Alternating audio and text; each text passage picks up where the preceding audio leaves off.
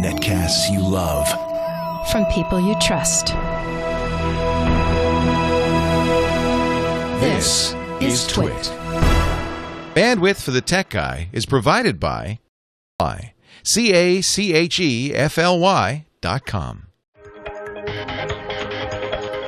Hi, this is Leo Laporte, and this is my Tech Guy podcast. This show originally aired on the Premier Radio Networks on Sunday, March 18th, 2012. This is episode 858. Enjoy.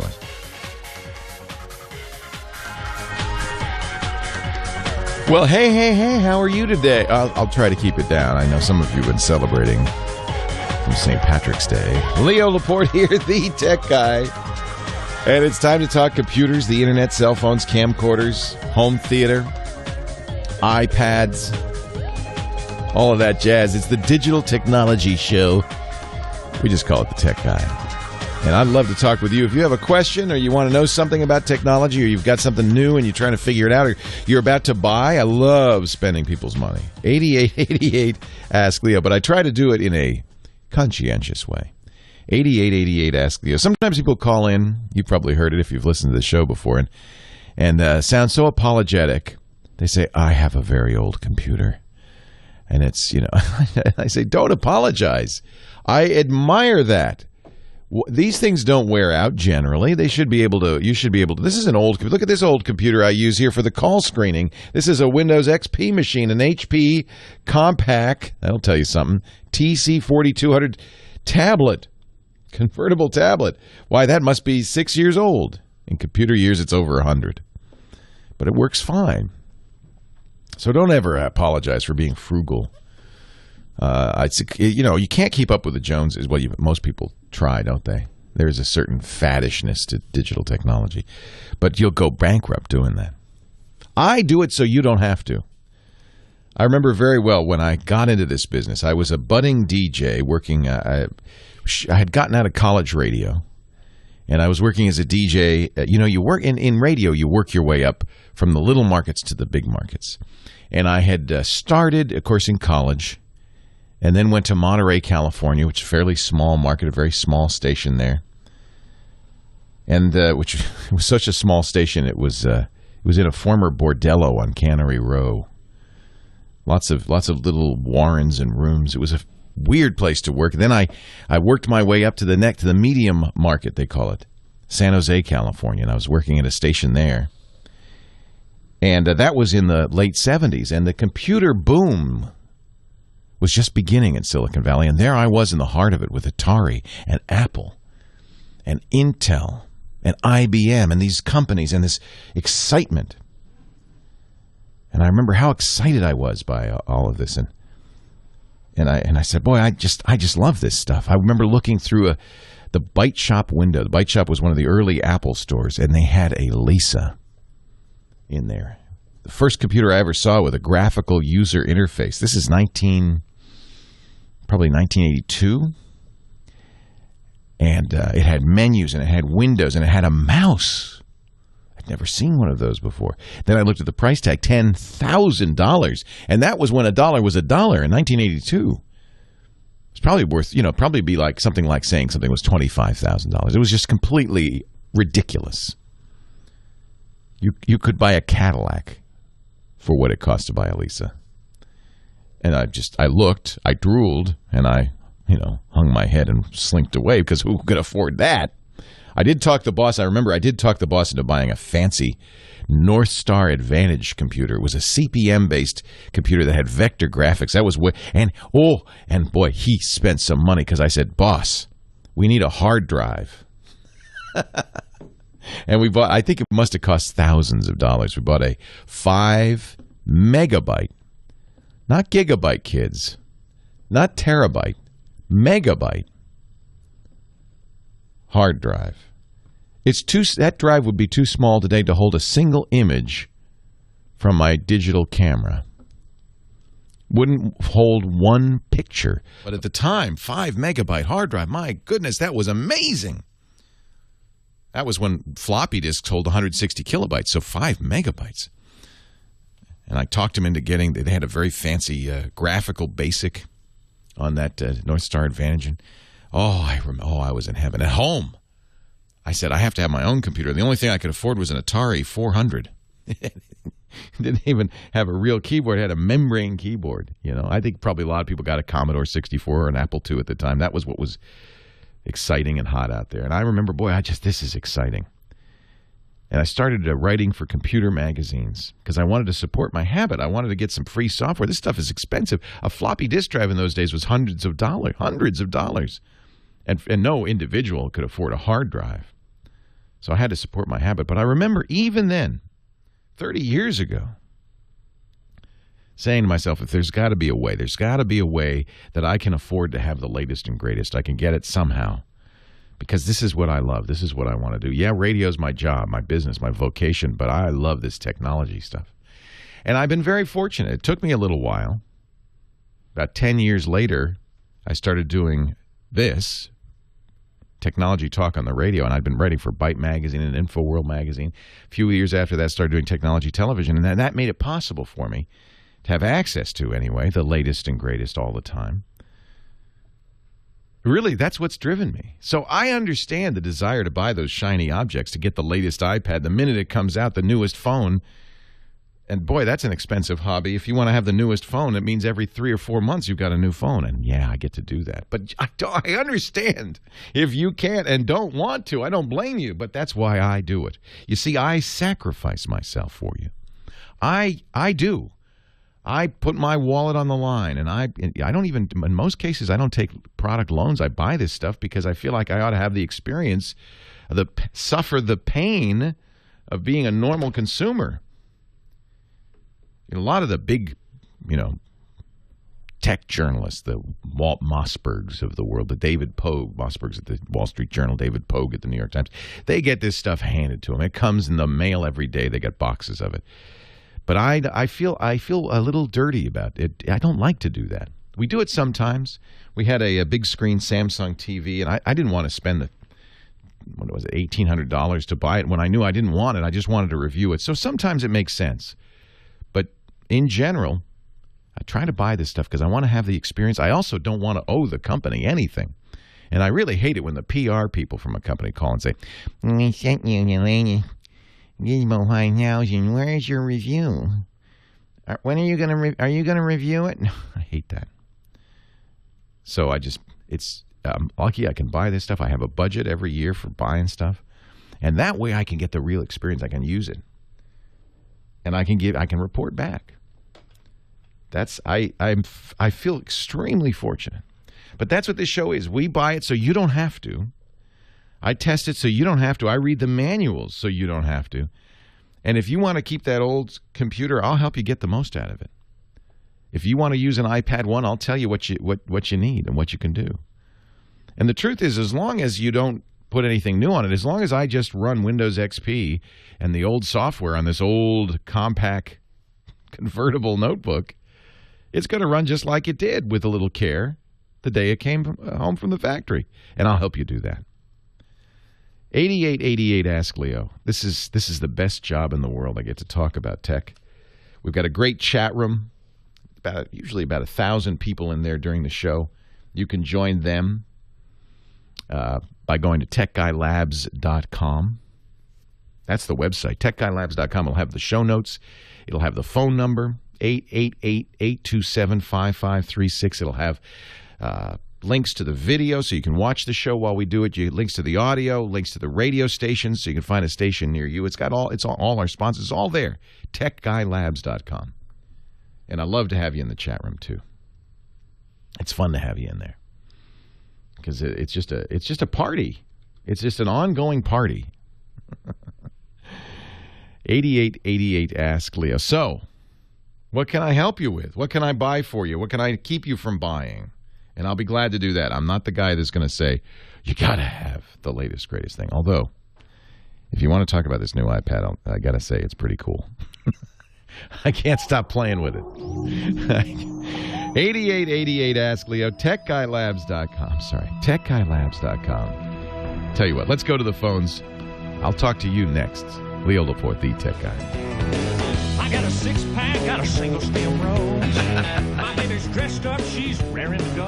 I got a Jones from the moon of a jukebox. I like to Nothing like a good country song on the day after St. Patty's Day. Leo Laporte, the tech guy. I'm a honky-tonkin' guy. 8888 Ask Leo. That's the phone number.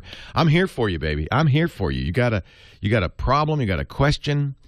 I can't promise I can answer every question. Goodness knows. You know, when I started doing this in 1990, I guess it was, 22 years ago, I pretty much could answer every question because there wasn't that much going on.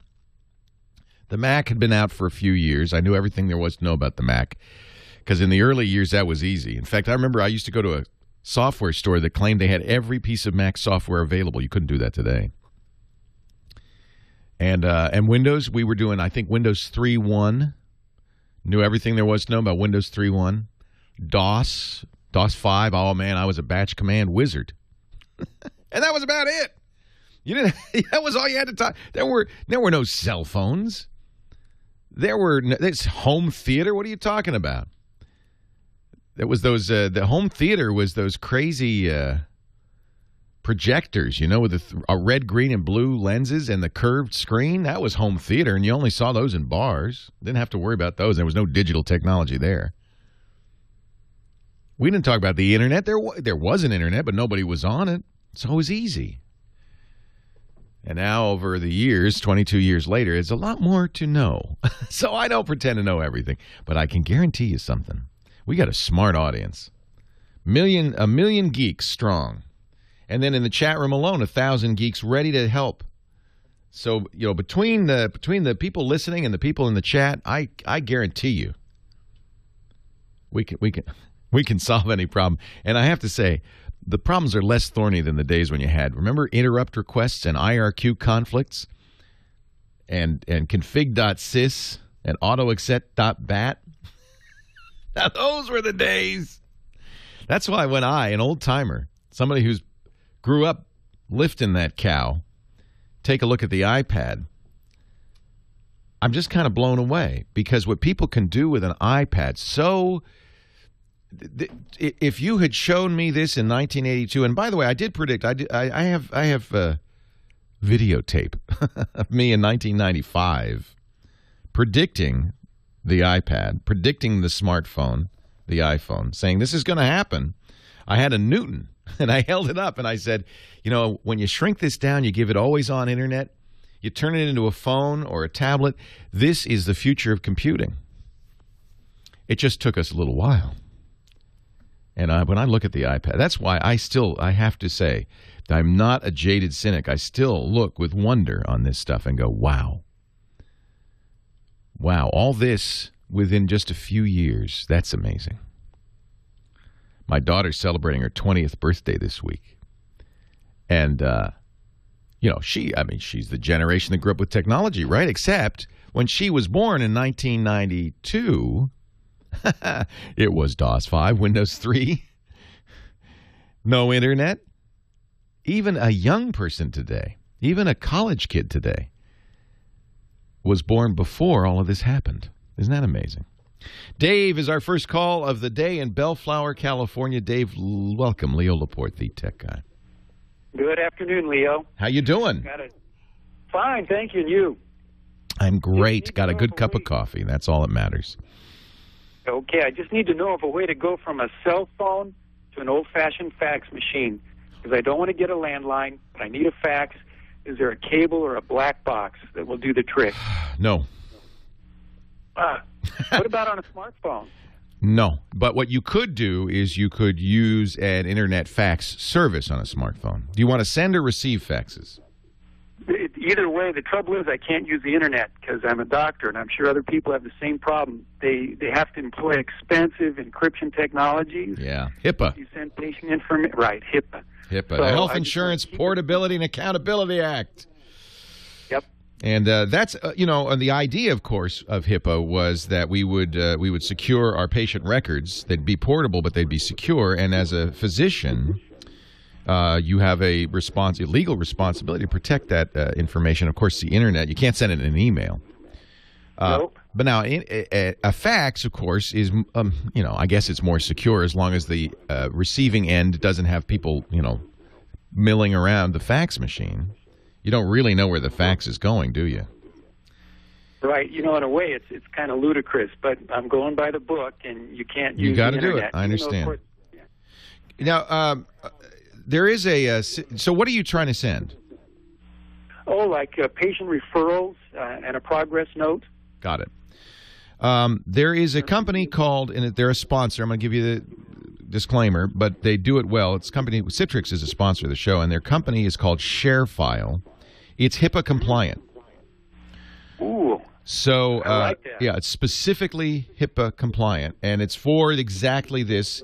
It is a way of sharing files via email or via a folder. It's kind of like Dropbox, something like that, but it's designed to be HIPAA compliant. Oh, I think you solved my problem right there. Much better than faxing. Much better than faxing. And it comes. What'll happen is, so you will sending a patient record to another physician. You'll use ShareFile to do it. He doesn't have to have ShareFile. She doesn't have to have ShareFile. She just opens the email. There'll be a link in it. She clicks the link. It validates her identity, and then she can open the document. So, awesome. Yeah, it solves it totally. Right now, there's a free trial for our show, and I don't remember what it is. Let me see if I have it here. I don't remember. Golly. Well, anyway, sharefile.com, and the reason I want to tell you the free trial is they give you double storage and a free month. Try Tech Guy or Leo as the offer code and see if that works. Okay, will do. Thank you so much. Sure, David. Glad to help. Yeah, HIPAA, Dr. Mom is in our chat room. She's a physician, of course, knows all about these things. And she says HIPAA was written in not to include the Internet. It was pre-Internet. That's how this has happened so fast.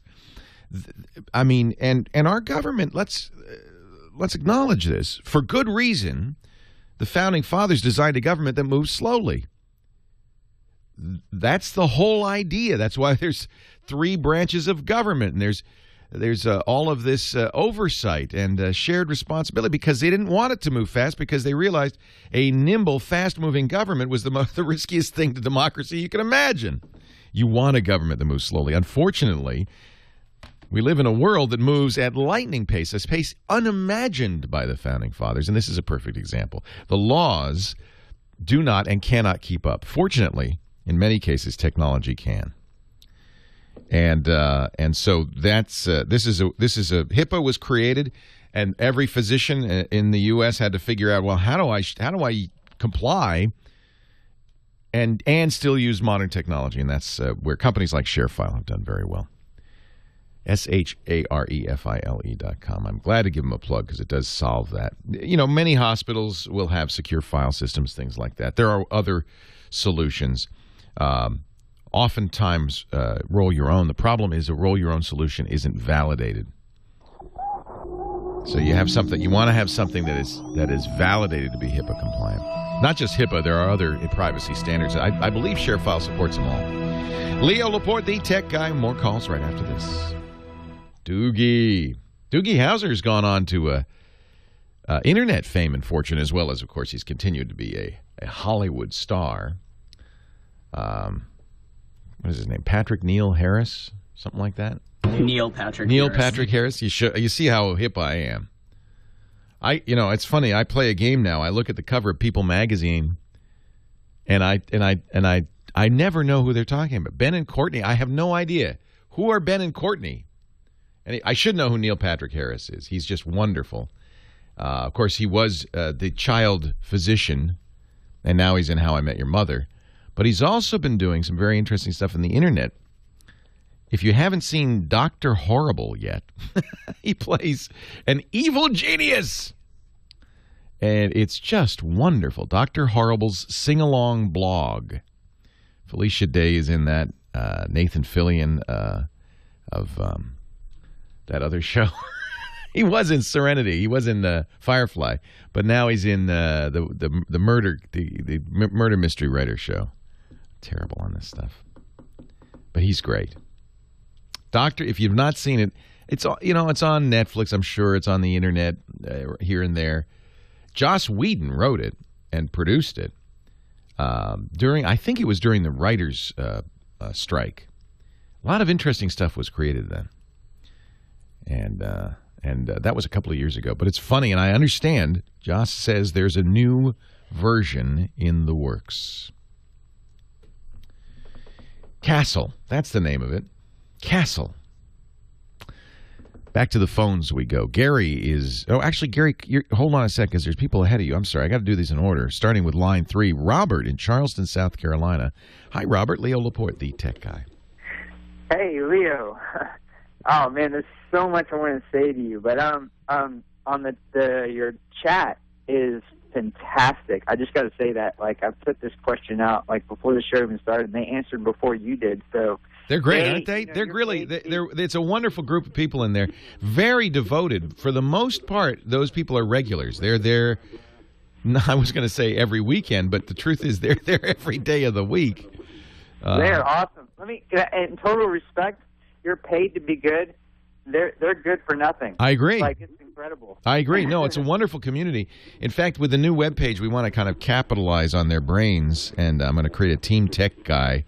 It gives everybody who listens to the show, and especially the people in the chat, a chance to contribute their knowledge for fun and prizes. But we'll talk about that when the new website goes up. What can I do for you? Oh, that'd be awesome. I've turned into the tech geek of my community, and I'm trying to do a disk image like Windows 7 does. Yes. For a Vista Home Premium PC. And I was looking for like a free solution, maybe like Asus or a Cronus. Yeah. So the original one of these was, of course, Norton Ghost. In fact, a lot of times they still call this ghosting. It isn't. Okay. It isn't the only piece in your backup strategy, but it's a nice piece. The idea, it was originally used by IT people at businesses. So what they would do, and computer companies do this too when they make new machines, they set up a machine just so, with the Windows on it, all the patches, all the software. It becomes what we call the stock build for that business or that company. And then what they need is some way to kind of freeze dry that image onto a disk, so that they can, or a USB key nowadays, or on the network, so that they can blast it onto machines one after the other. As long as the machines are duplicates of one another, this is a great way to set up a machine. So an IT department that has to set up 200 computers that are all identical will set up the first one, make a ghost of that system's drive. It's just a perfect copy of the contents of that drive, and then blast it onto the other 199 machines. It saves a lot of time. So Norton Ghost was the first, but Norton Ghost is old and has kind of fallen behind the times. For instance, it requires you boot into a Ghost disk. You can't do it from within Windows. It doesn't understand some of the newer partitioning schemes and so forth. So there is an open source one that's quite good. I know you've already got the answer from me and the chat room, because we talked before the show in the chat. But I'll repeat it for the people who are listening, because I think this is something that a lot of people are interested in. One is called Clonezilla. That's the open source one, and that's absolutely free.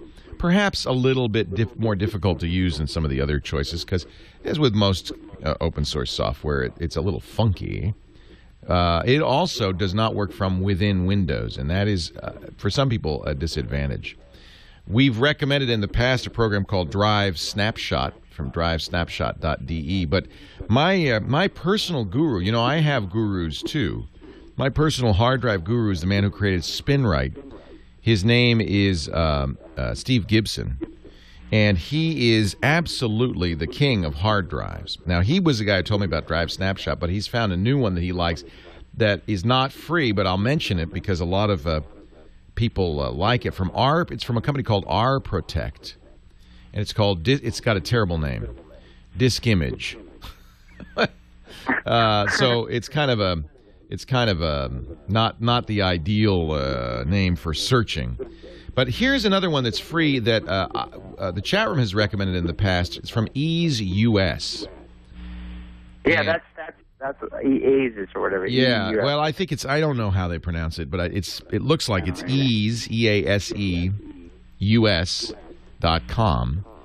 And they have a good disk copy program that does this ghosting from within Windows. They offer it as freeware. If you're going to use it for business, they ask you to pay for the Technician Edition.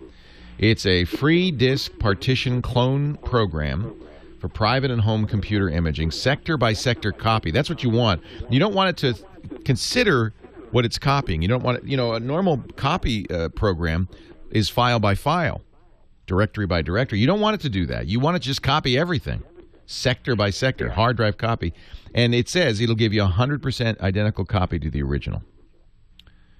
Now, how do you restore from that? Like, and once you create that disk, do you have to make a bootable disk from that program, or can you boot from a standard disk utility from Windows? Yeah, it used to be that what we wanted to do was create a disk, but nowadays hard drives are so big you can't create a CD or even a DVD because it's just too much data on it. If you could, it would be ideal. That's how, for instance, Dell or HP, when you get a system recovery disk from them, that's how they create that.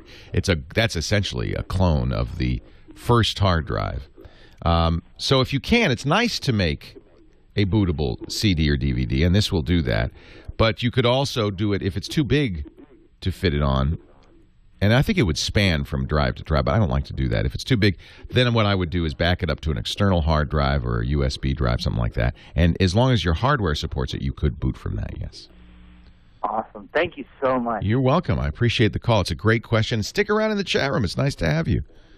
Yeah, of course I'll be there. Great, Robert. Thank you. Great to meet you. If you're on Macintosh, there are a couple of programs that will do this, and every Mac owner should have Super Duper. It's free, although they have a paid version that has some more features, scheduling and things like that. It will make a bootable clone. Having a bootable clone is great, because then if your hard drive dies, in fact, here's what you really want. This is what Super Duper does, and I would recommend. What you really want is a backup program that will make a bootable drive and keep it up to date. And just keep that going. Have that external drive just sitting there and always have it. Because if the hard drive fails, you just press, reboot to the external drive and you're good to go. Leo Laporte, the tech guy. Leo Laporte, the tech guy. The old screensavers thing. That's my old TV show. Well, we're going down memory lane on that one. Somebody in the chat room sent me a video from that old screensaver show of Patrick Norton and me talking about Ghost and ghosting hard drives. That's when we did the TV show. So now, for 1998 to 2004, I did a live show, very much like the radio show on TV. And because it was live, of course, imagine computers crashed, especially then. It wasn't unusual in the middle of a demo or something we're doing, for the computer just to die.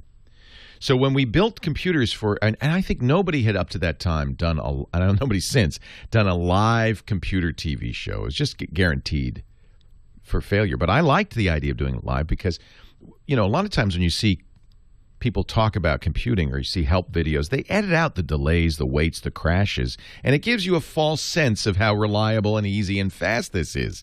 Even those iPad ads, they absolutely speed things up, don't they? Siri isn't that fast. Boom, boom. I've got it here for you. Come on. Siri has to think.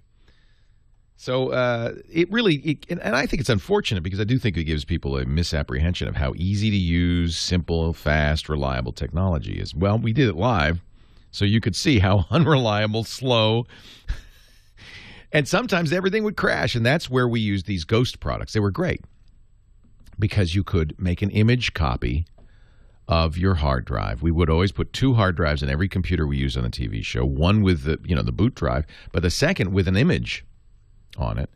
And should the computer die in the middle of the show, we would we'd wait till the commercial breaks usually, but we'd go to a second computer, and meanwhile we would restore the computer from the image, and that's the advantage.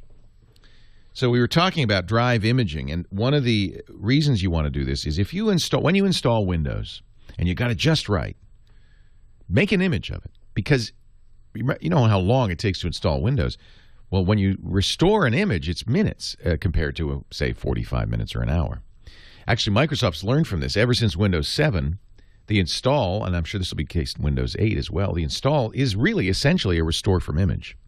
Did you notice that from Vista to Windows 7, the install time was cut in half? That's how. In effect, an install is a restore from image.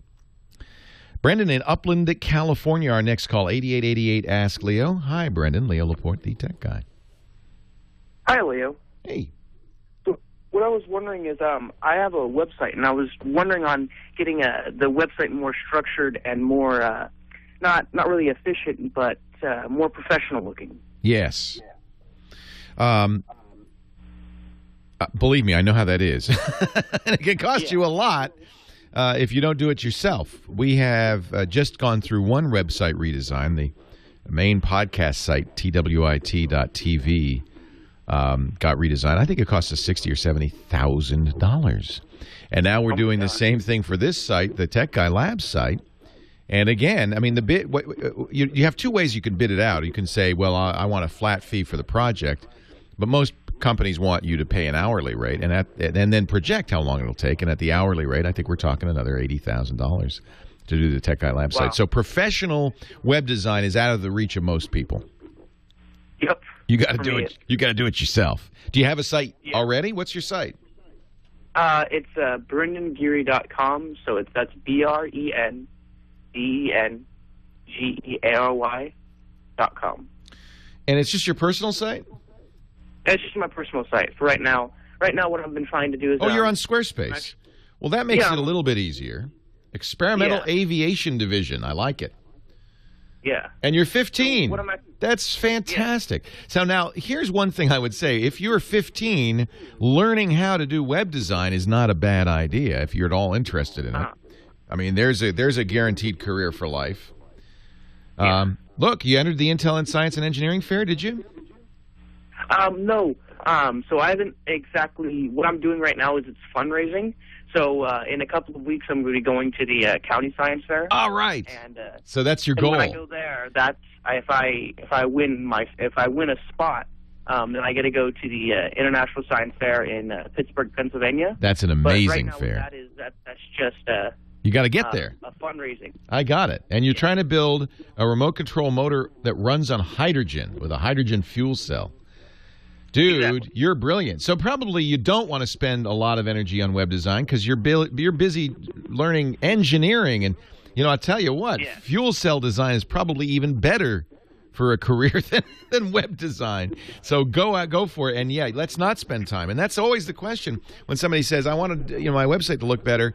I always ask them, well, do you want to learn web design? Is that a useful skill for you? Or are you learning something else?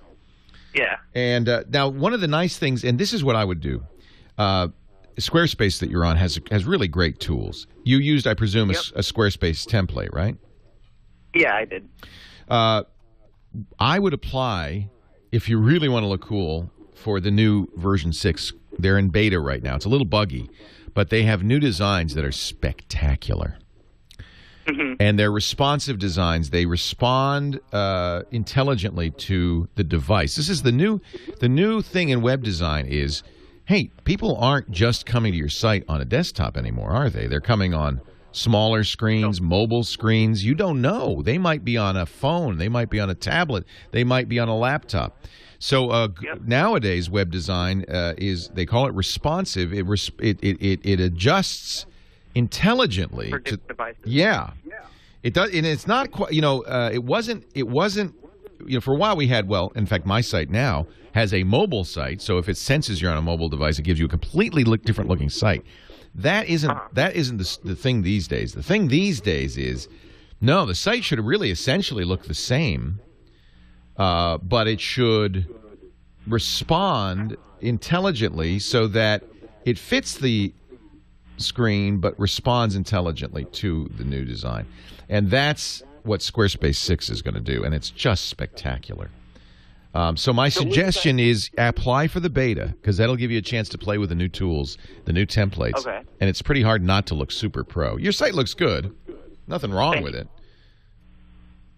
But I think that if you want to make it even better and you don't want to spend a lot of time messing around with it, just apply for the beta for Squarespace 6. You'll be now. Unfortunately, you have to kind of start over, but I don't think you have a whole lot of content. Well, I could just kind of copy and paste. Yeah, copy and paste it. It's very easy to move over. It doesn't. There's no automatic migration. Migration, exactly. Yeah. I think you'll like it. I'm moving my my personal site over to Squarespace 6. It's very exciting. All right. So, do you know when that comes out of beta? No, in fact, it's been at least a year, but they're getting close. I feel like it's much more stable than it has been. It's pretty good. I like it, and I'm liking your site. You got some great stuff on here. Boy, you do some neat things. This is exciting. This is the future. You're obviously very excited by engineering. Yep. That's great. Well, good luck, Brendan. Good luck. All right. It's great to talk to you. Yeah, stay in touch too. I'd love to. Congratulations on your success so far, and I hope you get to the ISEF. That would be exciting. The International Science and Engineering Fair. Leo.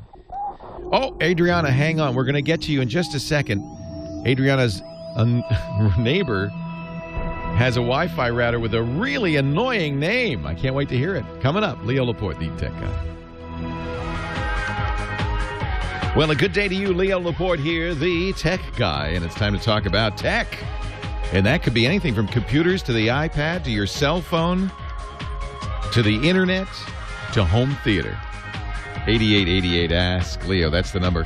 Usually in this hour, our photo guy, Chris Marquardt, joins us. Sometimes he's traveling. I haven't heard from him yet, but I think he will be talking digital photography at 33 past the hour. If not, I'll talk about digital photography. We had a great show last Monday, and in fact, if you're interested in digital photography, we do a show. We do 2 digital photography shows on my podcast network, which is TWiT.tv, the TWiT network. It stands for This Week in Tech.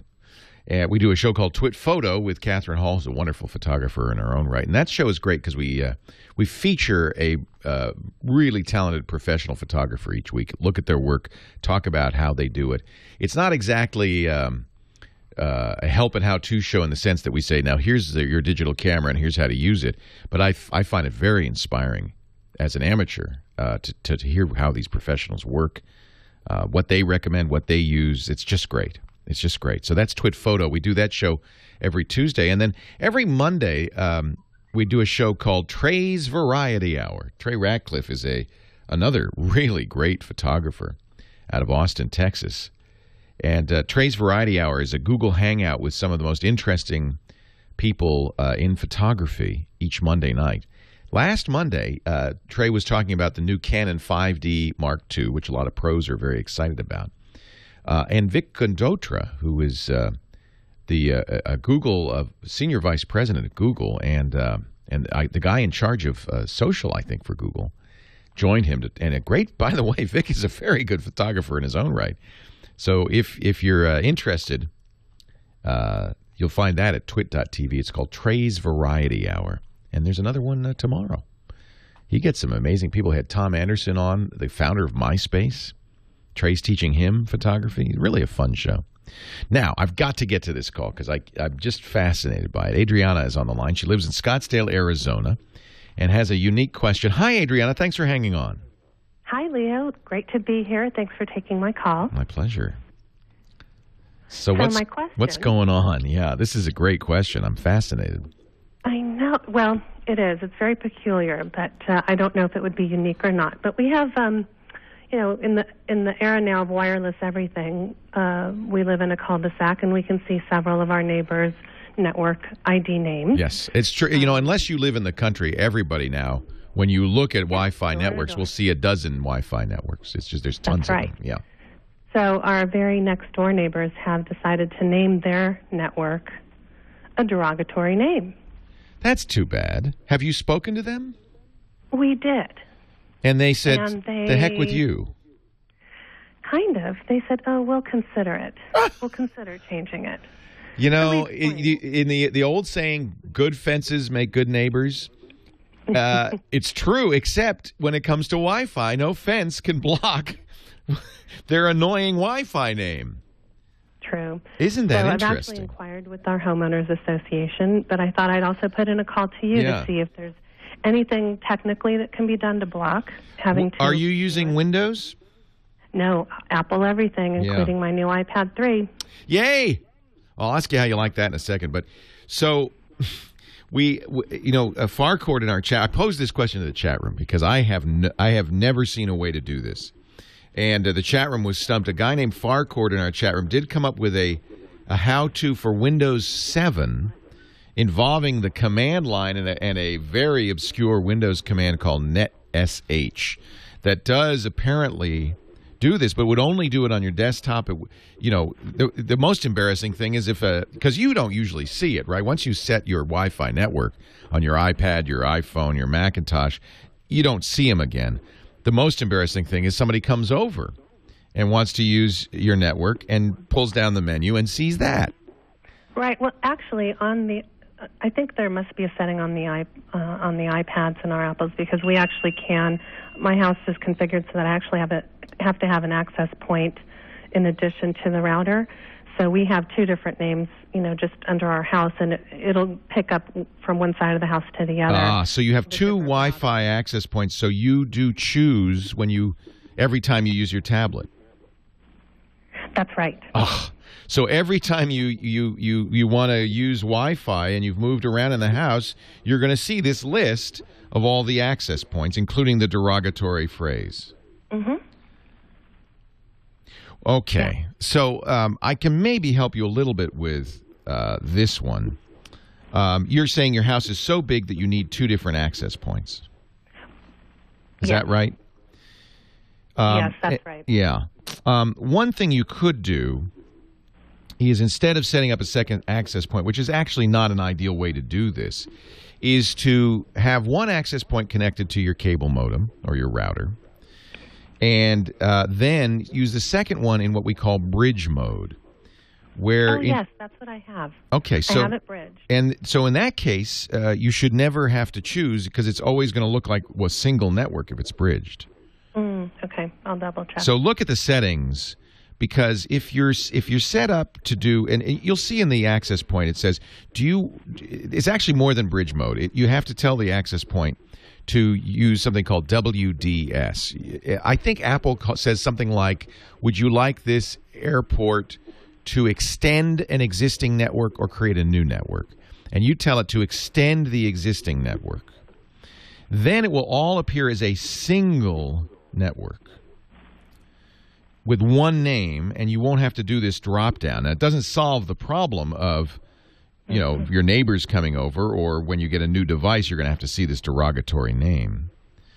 As far as I know, there's no, and this is something they probably should add, there's no way to turn that off. And you just kind of stuck with it. You can turn off. There is a feature on the iPad and the iPhone to join open networks, and you could turn that off so it doesn't ask you every time you turn on the device, hey, would you like to join the derogatory name network? Turn that off. That's in the settings, Wi-Fi, ask to join networks. Once it's configured to use your home network, you don't want it to ask at home anymore, because you don't want to see those networks. Maybe that's what's happening. I don't know. Is it popping up saying the bad phrase? Yeah, sometimes it'll pop up, or other times. Is that frustrating? It's just always in the drop down. I have. This is the first time I've ever heard this problem. There isn't, as far as I know, a good way to prevent this. You would love not to see that particular. It's called an SSID. You would love not to see that name anymore.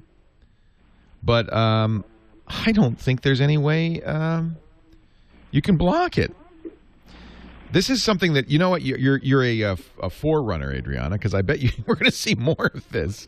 I do see more and more people using jokey names for their SSIDs, but boy, an offensive name, that's too bad. That's a shame, and I wish there was something I could do. I think you did the right thing, which is go to the neighborhood owners association, see if they can do that. It's probably not in the bylaws. You must not use a bad SSID. So how do you like your iPad 3? Are you happy with it? Yeah, it's so far so good.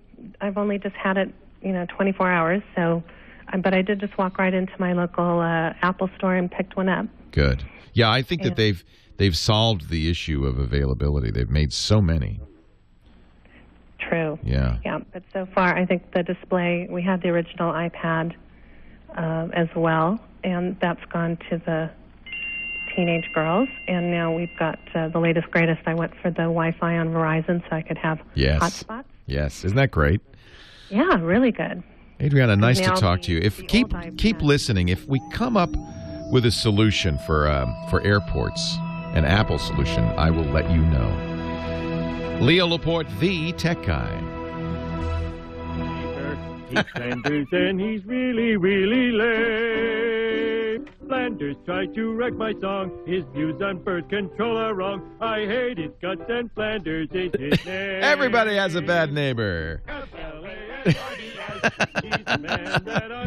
Again, Kyle Benham, our amazing musical director, comes up with the best stuff. Stupid Flanders.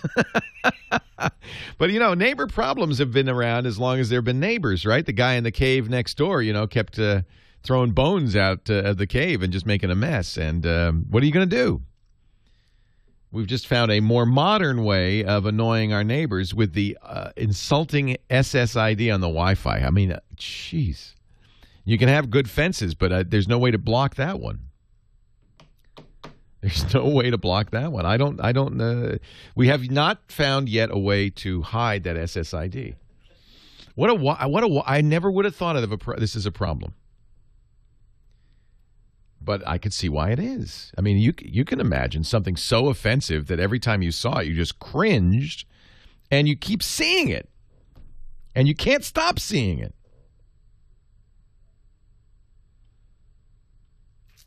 8888 ask Leo. You got to set it up, though, Brian. Brian NW in our chat room says, and he's right.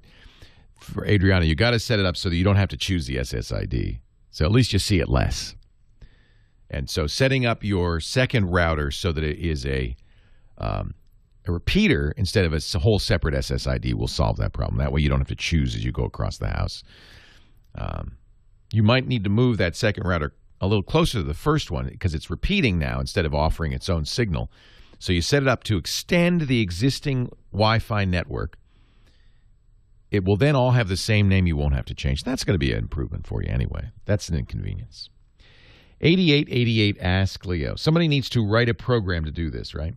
Chris Marquardt, our photo guy, coming up at 33 after the hour. He's going to talk about cameras and digital photography. And I think he says we're going to get a little creative. I don't know what he's talking about. We're going to get a little creative today in the photo segment. Gary is on the line from North Carolina. Hi, Gary. Leo Laporte, the tech guy. Leo, the best way to make friends with your neighbors, put up a ham radio antenna. As a fellow ham, I know that is not always the best. It's interesting because CNCs, the covenants that many neighborhoods have, always cover that kind of thing. Hams have been around for a while. So CNCs often prevent you from putting up a big antenna. But I don't think there's a CNC around that says you can't have an offensive Wi-Fi name. No, but there will be now. There will be now, Gary. What's your call sign? KN4AQ. And Leo, you may remember me. I was the guest host on Ham Nation a few times. I do. It's nice to talk to you.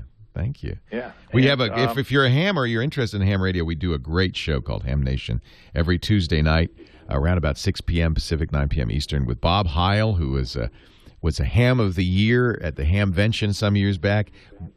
Gordo, I should say, who is, of course, a legend in the ham business. And people like Gary. We do a great solder and smoke segment. That's a how-to segment. It's a really fun show. Yep. And I had so much fun in the time that I spent on it, I decided to start my own show. Good for you. I love that. What's your show called? It is called Ham Radio Now, and I can't really believe that I was able to get that as a domain name, but I was. HamRadioNow.tv and HamRadioNow.com. Excellent. So is it video as well as audio? Yeah, it's video. I'm an old-time video guy. You were talking about recognizing celebrities and people. My wife and I do that with Saturday Night Live. We'll skip through the credits, and then we'll try to guess the host. How fun! Unless it's some well-known older celebrity, we don't know who they are. We're older than you are. Anyway, so I've got this HamRadioNow.com that you got stuck up on. I am showing it on the screen for those watching video. Yeah. Yep. And it's been reasonably successful for getting it started, but I'm putting all the video on YouTube, which is free. Right. But a lot of people have wanted me to put the video someplace they can download it or someplace they can really seriously podcast it like iTunes or whatever. That's one of the issues with YouTube. It's great that you get free bandwidth because that can really add up. Imagine if 1 million people watched your show, the cost of those downloads would be astronomical. And thank goodness Google just gives it away. Yeah, bless you, YouTube. Yes. So I actually had a podcaster in our studio, young guy, who does his own video show, who told me the answer to this question. It's blip, blip.tv. So this is a really great little service. They're basically aggregating shows. They will offer you free bandwidth. And the nice thing about the blip.tv uploader is it will also cross-post to Vimeo, YouTube, and everywhere else you want. So it allows you to create a video podcast where people can download the show, subscribe to it on iTunes and other podcast clients, and you still get to be on YouTube and everywhere else. That sounds great. Isn't that great? And I want to say, Leo, you have opened my eyes because I didn't know about you. I didn't know about Internet broadcasting this time last year. Never heard of it. I knew there was YouTube. I watched a little bit of stuff off of YouTube. But once I started watching you, I've started realizing this third pipe into the house, it is the future. It's awesome. It's the future. And hams are absolutely a great group of people to get into it because they've been technical. Hams are the original nerds, let me tell you, folks. They are absolutely geeky. And they get it. And they know how to use technology. They embrace technology. And they're ultimately, they're used to, they transmit, but it's broadcasting just means transmitting to more than one person. And they know how to do it. So I think, hams are really in the forefront in many ways.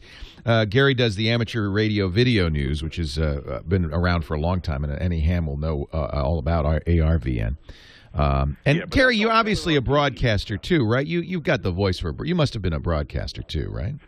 I have been on some little radio stations, one over in Lake Havasu City, just across the desert from you. But that was a long time ago. I love doing that stuff. Most of my career has been video editing and behind-the-scenes production. There you go. So you're set. I've always been a wannabe. Well, and I've always been a wannabe. So, now as I sunset my career, I am sticking my face on camera and my voice in front of the microphone. I think that's great. Yes, of course, always a Heil mic. Having a lot of fun. No, I think that's great. I think you hit the nail on the head. This is a huge opportunity for us old-timers, old-time broadcasters, and for young people who want to express themselves, to have a voice. Used to be, when we started in radio, you had to beg and plead and get some big-time radio station, or in my case, the smallest radio station I could find, to put you on the air. Now you got YouTube, and I'm seeing amazing creativity from all kinds of people. So I'm glad you're using this. That's great. hamradionow.tv or hamradionow.com. Yeah, I like the .tv because it is TV. It does television. Yeah, it tells you. That's why we use TWiT.tv. Yeah. Yeah, but everybody knows .com, so I'm afraid people will sort of substitute that, so that's why I wanted to get You're smart. In fact, if I could get TWiT.com, I would have for that exact reason. Even today, I think people are wising up, but even today when I tell people, oh, we're on TWiT.tv, they go, TWiT.tv.com. I said, no. Twit. I hear that a lot. Yeah, TWiT.tv is all you need. Hey, Gary, good luck. Thank you so much. hamradionow.com. Great to talk to you once again. 73. Leo Laporte, the Tech Guy, 73. Chris Marquardt is our photo guy. He joins us most weeks to talk about digital photography, and he's back this week from Tübingen, Germany. Hi, Chris. Hello, how are you? I'm great. Welcome to the show. And you said we're going to do something kind of creative today, huh? Yeah, well, over the last weeks, we've been talking so much technology that I thought we need to steer this back towards the creative thing, towards what to look for when taking pictures, just to give a few tips on getting better pictures. Because the best technology is not going to make you a better photographer if you don't look for the right things. Good. So to help me become better, because I stink. No, you don't. I've seen your pictures. I get depressed sometimes. I look at people who are so good, like you. This is my problem. I know many professional photographers, and I look at your work and I go, I can never do that. So help me be better. sometimes it's just very simple things. Today, it's a very rainy day here in Germany, so yeah, people stay in. The first thing that I do when it starts raining is I think, can I go out? Can I actually take my camera out and shoot when no one else is shooting? And one of the reasons I like shooting when it's rainy is because rain makes reflections. Rain turns surfaces into mirrors, into reflective surfaces. And reflections, that's the topic. Reflections usually make an image much more interesting than if there are none. I see it a lot. That's a very common thing. Trey Ratcliffe, who I love, uses reflections to good effect. And I'm always looking for reflections, especially in landscape photography, because you get water. In landscape photography, rivers, lakes, these kind of things. Yeah. But I like reflections, especially in places where you don't expect them, like on a road, like on a wall, on something. And if you manage to count the reflection as part of the image, very often I see like an interesting reflection, let's say, of a person on the pavement when it's raining. I see that being cut off. I really make a point of including that in a picture, because actually even concentrate on that part, because that is the unusual bit. Right. So the question is, what does reflect? I mean, if you, it's easier to spot them if you think about what actually reflects in pictures, and obviously it's light. Light reflects. So if you are outside, let's say during dawn, you will see car lights and these kind of things coming on. Those make very strong contrasts and very interesting spots in a picture. Or let's say you kind of wait in front of a puddle and until people walk past that puddle. There are some really famous images by Vivian Maier where she was really waiting, like sitting on a bench next to a puddle, waiting for people to pass, and then she shot their picture with the reflection in the puddle. So all of a sudden you have this mirror thing. You know? I want it to rain now. Here's an image. One of our chat room said that's why in TV shows it's always raining out. It's always wet. Here's an image one of our listeners, Cargoplex, took. It's on his Flickr of the 911 memorial with a beautiful, beautiful reflection. Oh yes, yes, yeah, of the skyline in the water. So, yeah, you're and it's turned upside down. Yeah, I don't know why he did that, but I guess it surprises you, right? Yeah, it's surprising. You have to look at it for a while to understand what's going on there. Well, the interesting thing is it's not. Rain is one thing, but it's not only the rain. Basically, if you start concentrating on everything that's reflective. My fiancée did an entire photo series of pictures of reflections in shop windows. So what you see is what's inside the shop window and the reflection of what's on the opposite side of the street, which kind of makes a multi-layered type of picture. So this works really well too. Right. And flash on your camera doesn't really emphasize the reflections. No, don't use the flash. Well, it does add reflections because the flash the light will shine back at you, but it adds kind of unpleasant reflections. Right. It's like you having this light on your forehead shining into someone's face. It's not nice. What I look at is the light behind things, because then it can really bounce off things really nicely. And one good example, when you shoot a picture of food, that is when light from behind works really great. If you have like something with a sauce on it, or a bit of like a salad with some oil on it, these kind of things, you will have really beautiful specular highlights bouncing off that if you position some of the light behind that salad, or if you position yourself so that some of the light is behind that. Good tips. This is great. You said something I think very interesting, and I think a lot of good photographers, this is in some ways a distinction between people like me, rank amateurs, and really good photographers, is they will visualize a picture. Vivian Maier, for instance, sitting by a puddle, waiting for somebody to walk by. And I see that happen again and again with good photographers. They'll look at something and say, this would be great. If I wait here and something happens, I know I'll get a great picture. And camp out, wait for the right thing to happen, and camp out at a place where there is something visually interesting going to happen. Right. Really, really good advice. Chris Marquardt does a great podcast called Tips from the Top Floor, where it's in English as well as German. There are two different versions, and you'll find that at his website, chrismarquardt.com. He also has photo workshops where you can learn and get better at this kind of thing. And we're going to do it. Let's do a short-term assignment. Everybody go out and take pictures with reflections. I'm going to do that.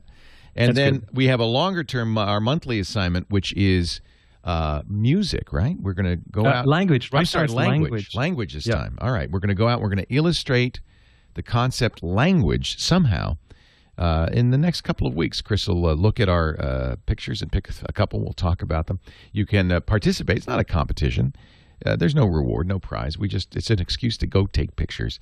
And you could do that by going online to flickr.com, tagging your picture with the word language, and uploading it to our Tech Guy group. All of that is free. And the reward is that you might get your picture reviewed here on the show. There's your reward. All right, I got a reflection picture. You know, I got the new iPad, and the camera on it is great. I'm so happy. I look a little goofy taking pictures with the iPad, but there's a reflection picture I took yesterday of our little river here in Petaluma. And I don't show it because I think it's a great picture, but I'm really impressed with the image quality. Essentially, this is the iPhone 4 sensor, a 5-megapixel sensor with the lenses and the elements that are used on the iPhone 4S. And it makes a very good combination. I've been very pleased with the pictures and movies I've been able to take with this new iPad. It might be my new camera.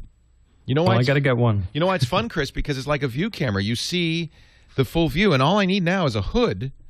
And I guess when shooting video, it's also kind of stable because you hold it with two hands, and that I guess stabilizes. And you see the video as you're shooting it, so you know it's not a little 3-inch LCD. You're actually seeing what the video looks like, and that's kind of cool. It's like you're watching a movie as you make it. Looks kind of funny though when you hold it like that. I know it's you look like a goofball, and that's. But my prediction is so many people are going to start using this for stills and for video that you're going to get used to the idea of holding a tablet in front of your face, and it'll be just commonplace. ChrisMarquardt.com will put a link in the show notes to his webpage. Thanks for joining us, Leo Laporte, the Tech Guy. Leo Laporte, the Tech Guy. 8888 Ask Leo. Yeah, I'm very happy about the camera and the new iPad. This is one of the things that was on my wish list, and a lot of people mocked me. I tweeted it. I put it on Twitter. I said, I just hope, I know it's going to have a Retina display, but I hope the new iPad has a better camera. And people mocked me. Said, you got your iPhone, you're never going to use. But you know what? I kind of like the ability to make really high-quality movies and take great pictures and to be able to edit them and modify them. I'm pretty happy. I like it that it's a good camera on there. It's not going to replace, my top-of-the-line 5D Mark II. But on the other hand, when you're on the street and you want to do street photos and you don't want to intimidate people, it's certainly not intimidating. You look like a nitwit with your tablet up in the air. They just assume, he's some sort of nitwit. 8888 Ask Leo Laporte, the Tech Guy. And we'll go back to the phones now with Jack in Stuart, Florida, our next caller. Hi, Jack. Oh, I didn't press the button properly. Faraday cores and vacuum tube analog computers and hybrid computers, and I must say you do a good job. Thank you. Well, you've been around a while. If you go back to core memory. Oh, well, I'm even going further into the future. Isn't that exciting, though? Let me just say this briefly. Let's reflect. It is amazing that in our lifetime, what has happened in technology, digital technology, we're very fortunate, and I'm very excited about what the next decade is going to bring. Well, that's what I wanted to discuss. You're very happy with the stability and control technology in the current Ford product. Yes, Ford is a sponsor of our podcasts, and I drive a Ford, and I've tried a lot of the newer technologies. Ford is an interesting company because their CEO, Alan Mulally, who I sincerely believe, from Boeing. He was a Boeing, and he's an engineer. So he brought a real technology focus to Ford, and I have to say it's paying off. It takes a few years. Car development is not as lickety-split as, say, Android phone development, but I think you're starting to see these technologies emerge. Are you wearing your seatbelt right now? No. I'm sitting on a ball. No. I should have a seatbelt. Are you aware that Google is running an entire fleet of autonomous cars throughout the entire state of California? Yes, I've driven by them, and they have over 100,000 miles logged. These are cars that drive down our own freeways, our public highways and streets. There is a driver at the wheel, but hands off, and Correct. This car drives. In fact, my friend Robert Scoble tells a very funny story. He was driving along before he realized that Google was doing this some months ago, and saw one of these cars, and it has all this gear. It has LiDAR on the roof and so forth. And he saw, what is it? And it says Google on it. He said, what is this Google car? And he started shooting video. And he surprised, as he pulled up next to this car on the highway, he surprised the driver. The driver looks over, sees video being shot, freaks out, grabs the wheel, and jams on the brakes. The car falls way back behind. He said they didn't, they've later changed their protocol so that if you get caught at an autonomous vehicle, you chill, man. But yeah, this was before everybody knew. Yeah, so Google, this is Larry Page, the founder of Google, has a great interest in autonomous vehicles.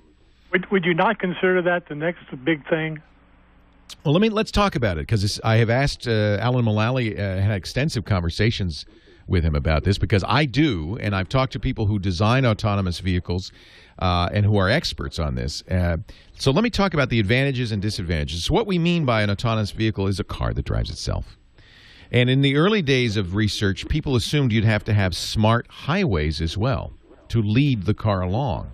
And this was the great barrier. You're not going to rebuild the interstate highway system. It's too costly. Google has proven that you don't need special freeways or roads, that the technology is advanced sufficiently. LiDAR is a good example, for instance. It builds a 360-degree image of what's around the car so that it knows exactly in space what's around it. And the computer recognition technology has gotten good enough so that the car knows what's a human, what's a car, what's a stationary object, what's a moving object, and in real time, thousands of times a second, can do a much better job than a human calculating where to go, what to do, how fast to go, how to avoid a wreck, and so forth. So in my conversations with experts on autonomous vehicles, they have told me we're ready. We could do this right now. And there's some surprising advantages to it. First of all, it is safer. Humans are notoriously bad drivers. There are 30,000 deaths every year in the U.S. Now, that's down significantly. It used to be about 50,000. Thanks to seatbelts, airbags, better roads, better cars, much more safer cars. But still, 30,000 deaths a year is a lot of deaths in the U.S. that would be, I believe, avoided by totally autonomous vehicles. They drive better than we do. We don't like that. Alan Mullally's told me, he said, no, that's never going to be accepted in the U.S. We like to drive. He said, but what we do, and by the way, if you are feared of this idea, the next time you fly in a plane, be afraid, because for the most part, commercial aviation is autonomous. Auto land, auto takeoff. They literally, in order to test the systems, if you've flown in the last few years, you have landed autonomously. You have landed in an airplane that lands itself. The pilot's sitting there, but the plane lands itself. They do it frequently. The planes take off. The planes fly. Now, notice we don't get rid of pilots. I don't think we ever will. And that's what Alan says. He says, look, these avionics systems are good, but absolutely, you're always going to have a human behind the yoke, because you don't really want a commercial aircraft to be flown entirely by computer. There are times you need a human. I think that's the case in a car. He believes that these systems will slowly, and this is what Ford's doing, incrementally get into cars by adding things like, and they've got this, the curve control, the bliss system, the blind spot recognition. Many cars, many vehicles now, Audi has a pedestrian avoidance system, night vision. You'll see pedestrians. Most of these cars, the high-end technology will have a lane assist. So if you start drifting out of your lane, it does a lot of, it won't steer you back into the lane yet, but it will slow you down, pre-tension seat belts, warn you. It's really impressive what they can do, and yet we still don't have autonomous cars for legal reasons, and I think mostly for cultural reasons. People are terrified by this idea. But how many more cars you can fit on the interstate? Well, traffic jams are a thing of the past, right? Because humans cause traffic jams. Yeah. You can you can surf. Yeah. Well, and that may be one reason why this happens, because I think distracted driving is becoming more of an issue. There were, of the 30,000 deaths last year, about 3,000 it was estimated were caused by distracted driving. It's probably a much higher number. Drunk driving, of course, is still the most dangerous. Productivity enhancer. Well, then this is the other thing. When I was talking to this expert in autonomous vehicles, he says there are other benefits that maybe you hadn't thought of. For instance, we no longer need to own cars. You know, what we could do with an autonomous vehicle is have the car you need when needed. You could say, hey, I need a pickup truck right now, and it will drive itself to you. You can use it, then you get out of the car, and it drives itself back. If you need an RV for the week, you say, hey, come over and I'll drive you. So the idea of cars responding as needed instead of car ownership is a huge burden on the environment. It's a burden on economics. These are very expensive. But if you only needed to use a car when you needed it, autonomous vehicles could solve that as well. In big cities, autonomous vehicles could solve a lot of issues in terms of transportation. If you really think about it, owning a car that costs $50,000 makes no sense. It's crazy. It spends 97% of its time parked. Exactly. And so we would save money, we would save the environment, we would save time. There are a lot of benefits, Jack. You've obviously thought a lot about this. Yes. I've been involved in it with future combat systems, too. Well, yeah. Well, of course, as is often the case, technology happens first in the military. This is all spawned by DARPA, by the way. Yes. Which brought you the Internet. That's right. The Defense Advanced Research Projects Association. Or what is the A? I can't remember the last A. Leo, it's been a pleasure. Thank you, sir. Yeah, great to talk to you once again, Jack. Thank you for calling in. Thanks for a very stimulating question.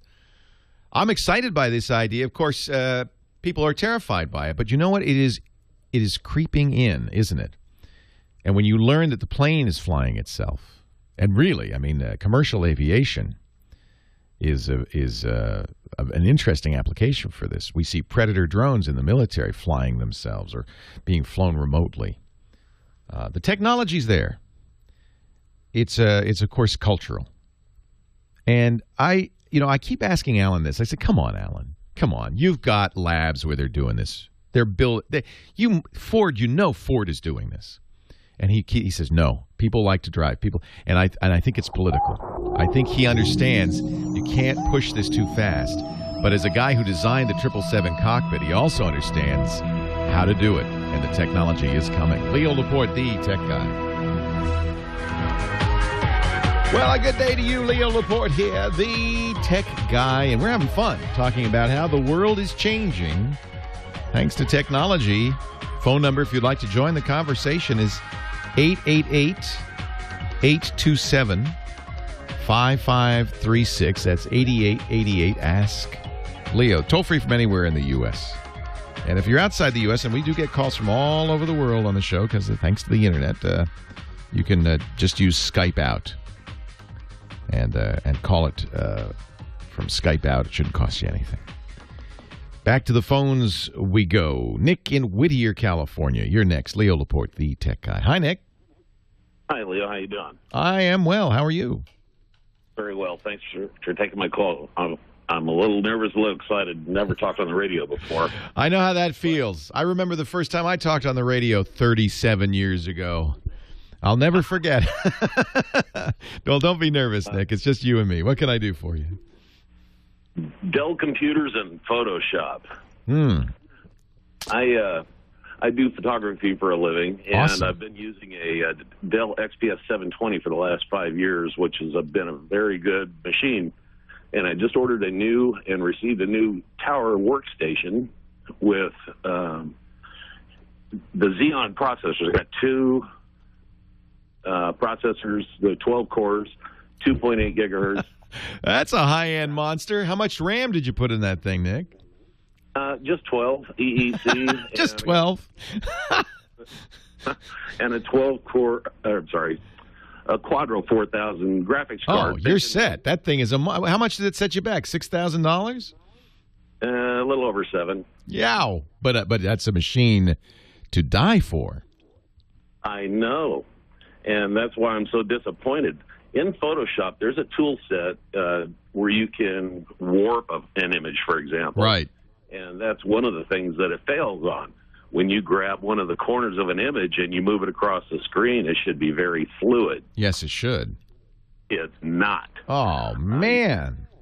You can drag it anywhere you want, and then you can sit back for a few seconds and wait for the image to change.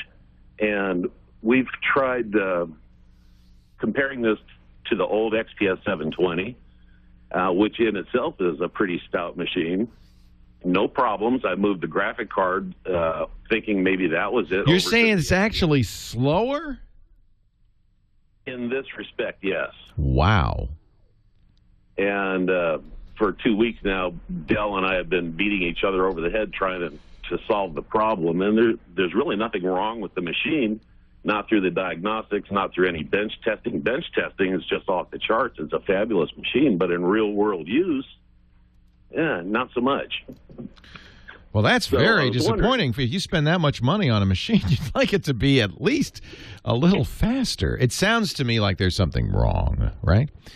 Is it possible a motherboard could do this? Well, my first guess would be the Quadro card. Well, it perfectly in the other machine. Well, it might be a driver. You might need a more driver or better driver. We've tried 4 different drivers, and that didn't change anything. And you're using the latest Photoshop, right? Yeah, CS5 extended. And in many of the things in the Photoshop, it works great. But CS5 is I don't believe CS5 is actually the newest version, though, right? No, they've got CS 5.5. So you need to. I would look at setting up OpenGL on Photoshop. Make sure you're using OpenGL. OpenGL is enabled, and I've also disabled the vertical sync. That did seem to pick up a little bit of performance. Yeah, that will always slow it down. Wow.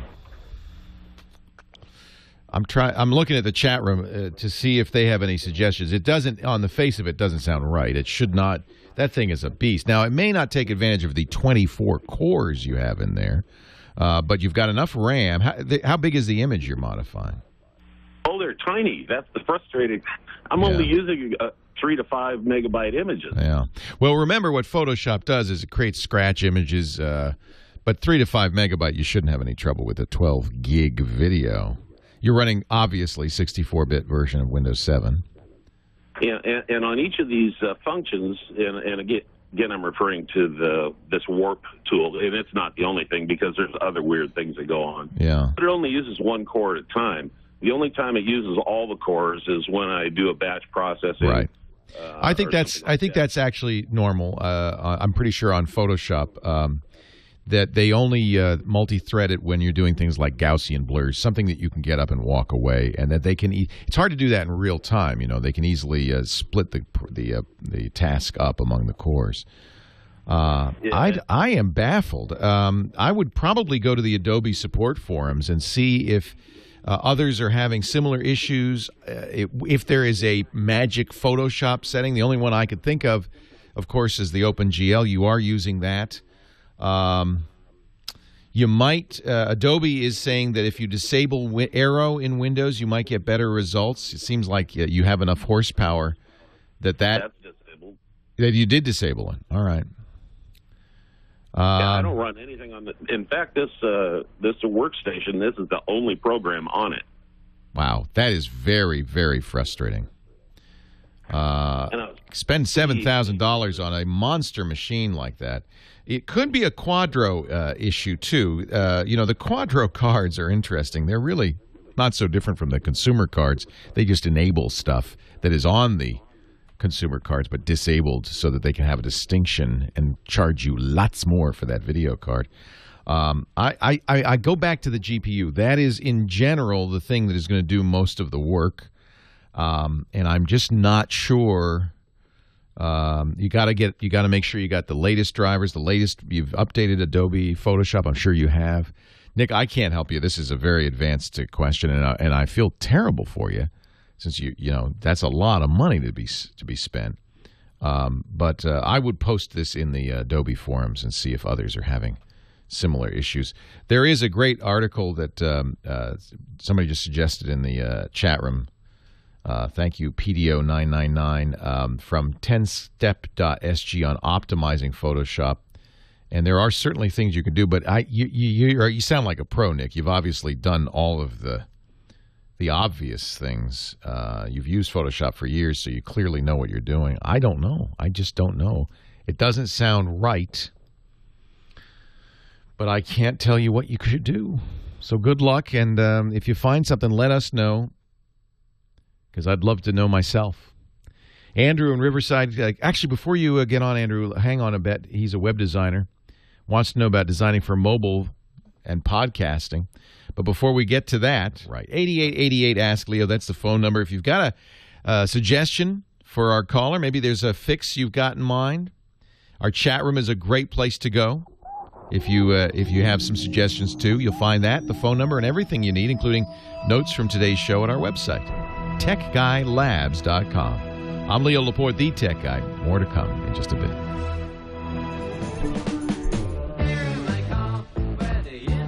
My autonomous car. Driving along. Leo Laporte, the Tech Guy. 8888 Ask Leo. Andrew in Riverside, California. You're next. Leo Laporte, the Tech Guy. Hi, Andrew. Howdy, Leo. How are you doing today? I am wonderful. So you're a web designer, huh? Yeah, I'm mainly a podcaster. I've kind of made a tradition to call you every year about this time. And it's our annual call from Andrew. Yeah. So my big question is I'm a podcaster mainly, and my podcast, a lot of people say, hey, create an app. But I found it to be the difficultest part about it is, A, you got to have an Apple device to write for it. So you have to have a Mac or Mac Mini to write for that platform, which I finally bought once, and now I'm playing with it. But I figured I wanted to make it the same across all platforms, so I decided to go with a mobile app. Okay. So if you go to my podcast site, which is otrwesterns.com, on a mobile device, it actually pops up and it tells you, hey, you can add it as a add it as a home page, I think is what it says. Uh-huh. And I've done it that way, which I like. But I far prefer that. I think, first of all, I wouldn't necessarily listen to people say, make an app, make an app, make an app. I mean, that's not a non-trivial, as you've discovered, thing to do. And I love the idea of, instead of making a standalone app, making a website that kind of appifies itself is a great idea. So that's what you've done, right? Yes. So that way on a mobile device, you can pull it up. And Apple's done a great way of, when you add it to your home or to your desktop, pretty much, it goes in and, it brings up and it has a loading screen and all that good stuff. Yeah. So I mean, it's funny because when the iPad came out 3 years ago, Steve Jobs said, oh, you don't need apps. Everything's going to be a web app. He didn't want to do an app store. He didn't want to do apps. He said, just make it a web app. And that means using standardized web tools, JavaScript, CSS, HTML, and they got away from that with standalone apps, which I don't like because it means it's kind of a walled garden. And as you point out, it's you write the app, you're writing it for iOS. Then what about Android? Then what about Windows Mobile? For me now, everything looks exactly the same. I like that. I think you did the right thing. Yeah, and I just went there on my iPad and I saw install this as a homepage, and I think that's great, and it's a very sensible way to do this. And updating it is easy because as soon as I add, let's say, a survey link, because it's my standard survey month, right? Boom, it hits everybody. And you don't have to wait for Apple to approve it or any of that. Okay, so I just want to make sure I was doing the right thing. I think you are. I'm not a big fan of the appification of the internet, and that's you can see why Vanity Fair or Wired magazine would like to do that. They want to kind of totally control the experience, but it kind of breaks the thing that's so wonderful about the internet, the kind of universality of it. So I would far prefer to see, unless you're writing a game. You're writing something that needs to be an application. And I think the worst thing you could do is make a website or podcasts or something like that be an app. Make a website. Do what you did was exactly the right thing, Andrew, I think. How hard was that? Okay. Oh, well, WordPress has got so many plugins, and I just, paid an extra $60 for the fancier version. There you go. And now it's a one-time fee. I don't have to charge people. That's the other thing I was wanting not to do is charge people. Because they're my fans that are listening to my show. If I charge them, then I feel, So tell me, I'm liking this. Tell me what the plugin is. It's WordPress. Actually, let me get into it. It's WP Touch. Oh yeah, I use WP Touch on my site. And the Pro version just lets you do things like when they add it, they can have loading screens, and there's just a little bit more customized plugin or icons and things like that. So very nice. I had been using the free version. I finally had bit the bullet and decided, you know what, I'm going to go ahead and. I should do the same. I've been using the free version. I'm too cheap. I've been using the free version too. And you see, I love and this thing that says install a web app on your iPad. Is that part of the plugin? That's all part of the plugin, yeah. So when you click the little icon, tap you this go and up add to. Oh, it's just an instruction saying, just do this and say add to home screen. If you look at the top of the thing and then say add to home screen, right, it'll actually put the icon on your. And it looks just like an app. It's really a bookmark, but it looks just like an app. And when I tap it, instead of it is launching Safari, but it doesn't look like it launches Safari. It looks like it's launching an app that is your podcast, OTR Westerns. My landscape's not working right, but other than that, but it's exactly the same. So I love it this. just makes it like a link. Very nicely done. Very nicely done. And that's one of those things. I am looking at making an app for Boy Scouts and things like that. So I'm going to go that route with my new Mac Mini, but. For now, I figured this is the best way for my podcast. This is great, and it works great on the iPad. I love it on the iPad. Very nicely done. I definitely appreciate that. Yeah. Now, one real quick last question. Sure. Is there viruses for Macs? Because I just got a Mac. I'm a Windows guy through and through. But there are. It's a different world a little bit. It's not anywhere near as hellacious as it is on Windows, where there's new viruses all the time. But the same precepts that protect you on Windows would protect you on the Mac. That is, don't accept an application from a stranger. If you get a pop-up that says install this, don't. Be careful about what you do. Pay attention. Update the Macintosh whenever there is an update available, because Apple's patching them all the time. Safari has a lot of known flaws. But in general, I would say it's not. You don't have to be quite as vigilant on Macintosh as you do on Windows. Yeah. That's what I figured. So my yearly tradition's out of the loop, and I think I've answered. I'm still waiting for that influx of listeners. But dealing with old time radio, you're not going to get a lot of. I love this, and you stick with Westerns, huh? Yeah. So I do all Westerns, and I do one show every day. So I actually do roughly 10 shows a week because I repeat the Lone Ranger series. So this is great. So if you go to otrwesterns.com, even on an iPad or an iPhone. You'll see the shows, the Cisco Kid, the Grand Ole Opry, Gunsmoke, Hop Along Cassidy, the Lone Ranger. I bet the Lone Ranger's the one everybody knows and loves the most, right? A lot of people don't like it only because it is more kid-friendly, especially since I'm dealing with shows from 1930s right now. So I'm playing them sequential orders. So this is great. If I did one show a week, I'd be at 30 years. So I do 3 shows a week, and that's about 7.5 years. So in 10 years, you'll figure out something else. Yeah, I'll find another show to fill that slot. But yeah, I mean, right now it's very popular. I get 50,000 unique downloads a month, so I'm happy with that. That's something to be proud of. Well done. Yeah.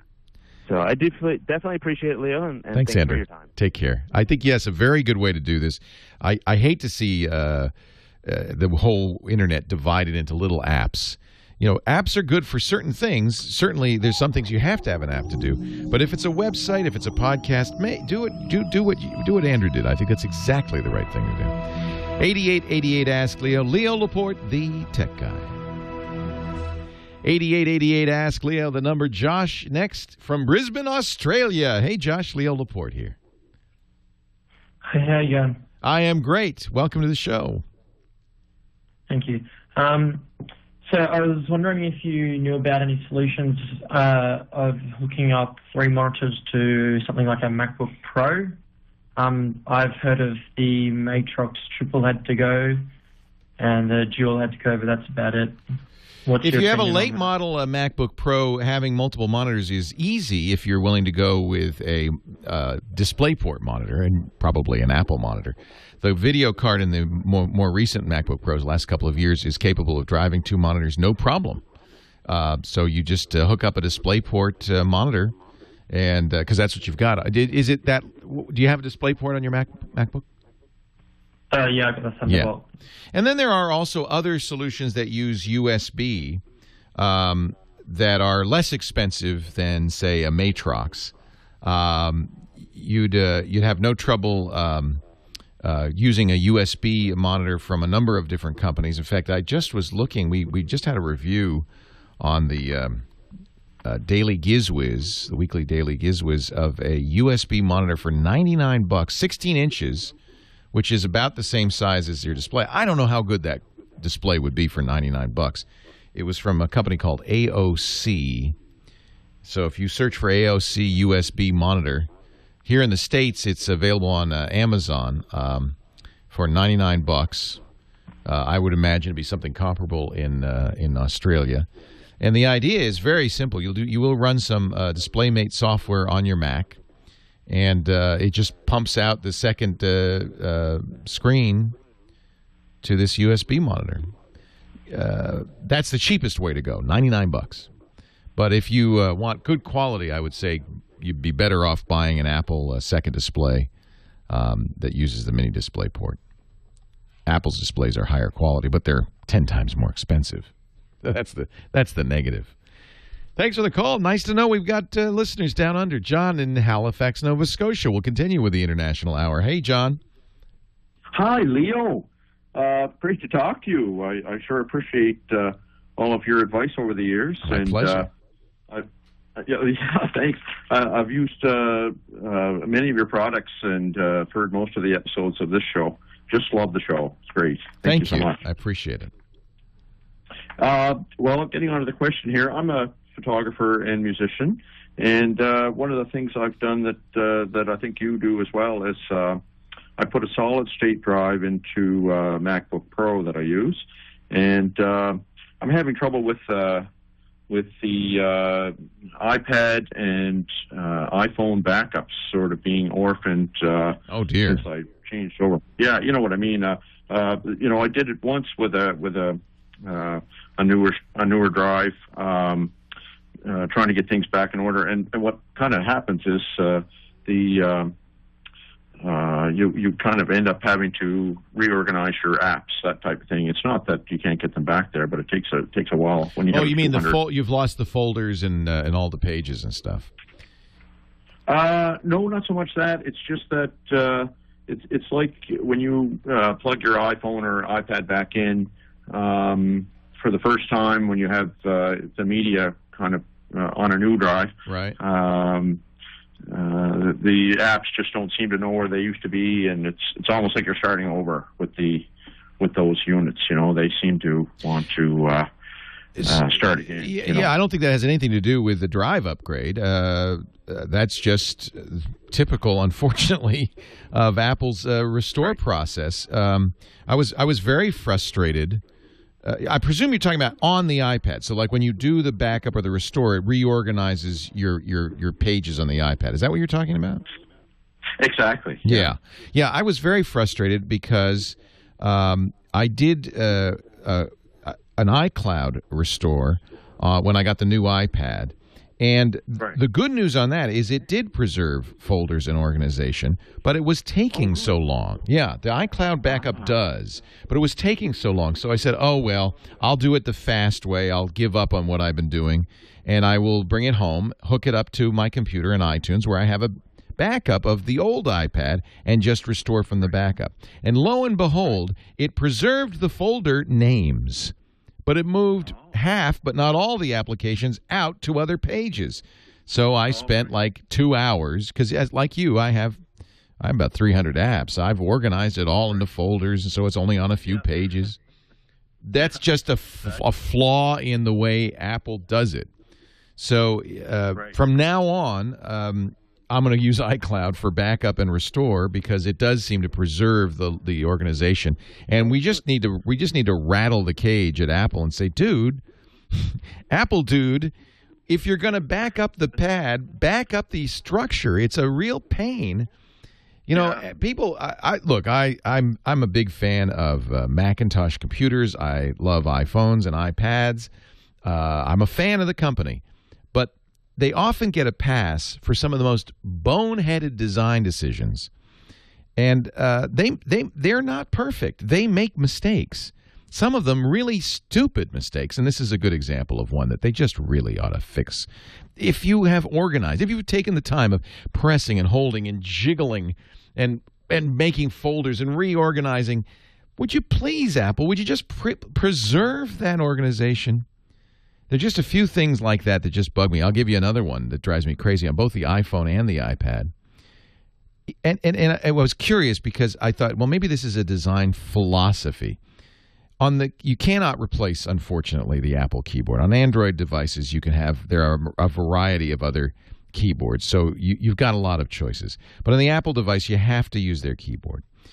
And on every other computer I've ever used, mobile device, the on-screen keyboard, when you press the Shift key, the letters become uppercase. And when you're out of the Shift key, they go lowercase. It's a very, to me, Apple-like distinction between what mode you're in, and Apple's always been good about that. For some reason on iOS devices, the keyboard is always uppercase, regardless of the state of your caps key. It's always uppercase. And I thought, well, maybe this is a philosophy. Then I got the new Apple TV, and guess what? It's lowercase until you press the Shift key, and then it's uppercase.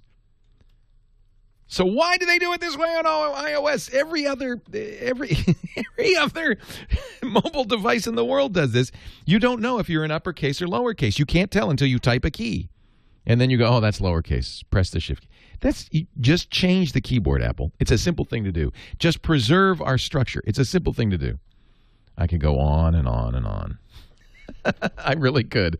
I won't. I love many of the things Apple does, but there is a perception abroad that Apple understands software development better than anyone else. They know how to do it better than anyone else. They're the more elegant. They're better. No. They make mistakes. They're humans. They do stupid things just like everybody else. Okay. I'm going to take a break. Thank you for the call, John. Yeah, I don't think it has anything to do with the SSD. By the way, putting an SSD drive, a solid-state drive, if you can afford it, because they're more expensive and they're smaller capacity, but putting a SSD drive as your boot drive on a desktop or a laptop makes a huge difference in speed. It is incredible, and I highly recommend it. It's a bit of a task to update laptops because in many cases, certainly all Apple laptops, require disassembly. There's no easy way to update the drive on the modern Apple laptops. So not recommended. 8888 Ask Leo. Leo Laporte, the tech guy. More of your calls right after this.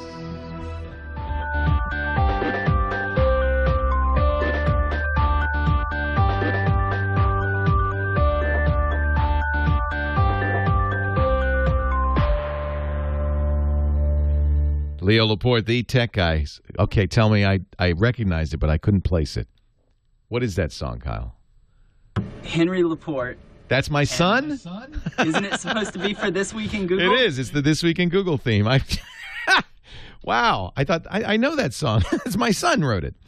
Leo Laporte, the tech guy, 8888 Ask Leo. Boy, that's great. He's going to get that little royalty check. That'll be nice. Help him through college. No, just kidding. Jim in Long Beach, California. You're next. Leo Laporte, the tech guy. Hi, Jim. Hello, Leo. I need some advice on while we're traveling to access the Internet. I don't have a device at this time, so I'll be buying this, either a smartphone where I would tether, I have a netbook. Okay. And at home I'm on DSL, but now we'll be traveling. Right. Or should I get the mobile USB? You're traveling in the U.S. only? Yes. Okay. I think unless you want a smartphone, unless you have a need for a smartphone, I would just get what they call a MiFi. They have other names for them, but the MiFi's been around for a while. It's a credit card-sized device that gets its Internet access from the 3G or 4G network and then turns it into an access point. So it actually acts as a Wi-Fi access spot. So anything that you want to use I think you can use 5 devices. It looks like you're on Wi-Fi. Your only difficulty is deciding which carrier, and you'll just have to base that on where you're planning to go and carrier coverage maps. Okay. The other week you mentioned Ting. Yeah. And I've looked at them. We're going to be getting a second cell phone. So you need it anyway. Yeah. So I was thinking, well, if I'm going to do that, if I should get the smartphone and tether it. Well, in Ting, and also other sites and devices, and I look at the reviews on the sites and on the devices and the services, and it's very confusing. I know. Some they love it, and then others say this is the worst thing I ever did. I don't know what.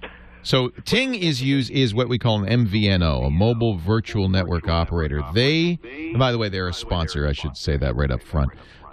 They use the Sprint network. So there are a number of these that use Sprint, pretty commonly Sprint. Virgin Mobile uses Sprint. So what you need to do is look at the Sprint coverage map to see if it'll work well for you.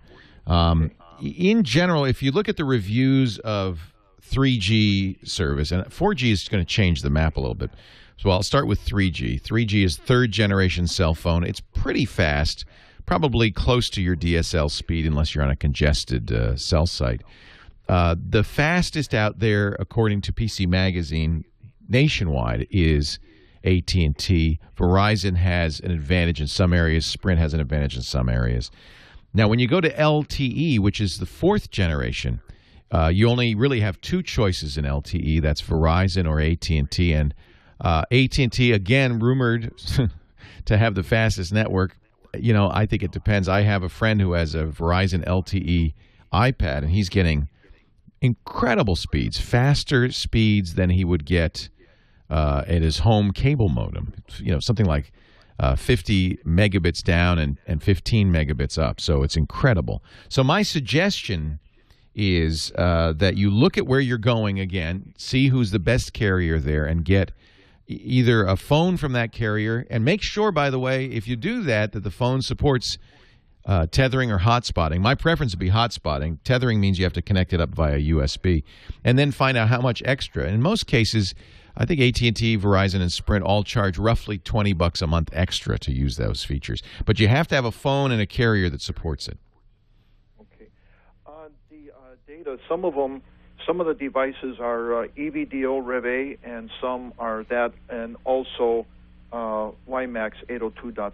Yeah, that's a Sprint. That's a Sprint thing, and WiMAX is their 4G, but it's in very limited areas.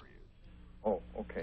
The best deal on and web, I can't remember his number there, 6425 or something. One of the guys in the chat room is saying, and I agree, the Virgin Mobile's MiFi device, which is 3G only, is a very good deal. Sprint sells that at probably the best price out there.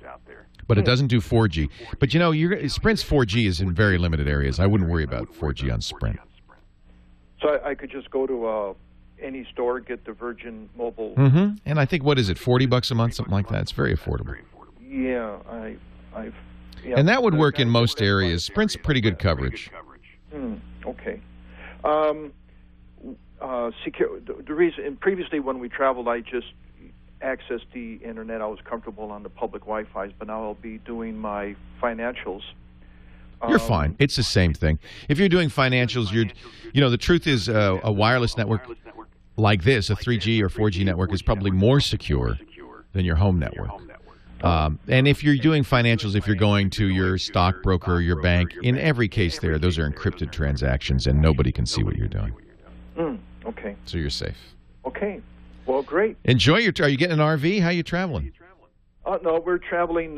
We have a van, and we carry a lot of our toys with us, bikes and golf equipment. How fun! Up through the Midwest, and then possibly later in the summer to the East Coast. Wow. Sounds like fun. Enjoy your trip. Will do. All right, Jim. Take care. Thanks again. We're going to take a break, come back. Our next call is from Brent in Columbus, who is going to purchase a Samsung Note, which is my current favorite phone. We'll talk about the pros and cons of the biggest cell phone out there. Brent, is it Columbus, Missouri? Is MS Missouri or Mississippi? I can't remember. Mississippi, right? Yeah, Mississippi. Yeah. You bet. How are you? I'm great. Welcome to the show, Brent. I'm not just a first-time caller. I'm actually a first-time listener. So, that's great. Extra special. Yeah. So, I travel extensively, and I'm kind of trying to minimize stuff. So this Samsung Note seems to make sense to me because I can eliminate my iPad out of the deal when I travel, because it kind of seems like it's between my phone and my iPad, and so I could just have my phone, and I can have my laptop when I need to type in my hotel. So it seems to make sense to me. You just intimated that this is your favorite new phone. It is what I use. Yeah, it's a good cool. Why that is. It's a good for the same exact reason. So the Note, which is basically Samsung has been doing the best Android phones out there. They use beautiful Super AMOLED screens. I like the Samsung TouchWiz interface, which is a slight modification of Android, but not intrusive. I think they've done a very nice job with it. And the Note is a 5.3-inch screen, super fast. It's got dual-core processors. It is 720p. So it's a very high-resolution screen, comparable, by the way, to the Retina display on the iPad. Great for watching movies. I call it a phablet. It's a phone that's almost a tablet. It even has a stylus, which is unusual on phones. So, no, I'm very fond of it. The only negative is its size. It looks like you're holding a giant Hershey bar to your head. But if you've got big hands and a big head, as I do, I think it's fine. I love it. Highly recommend it.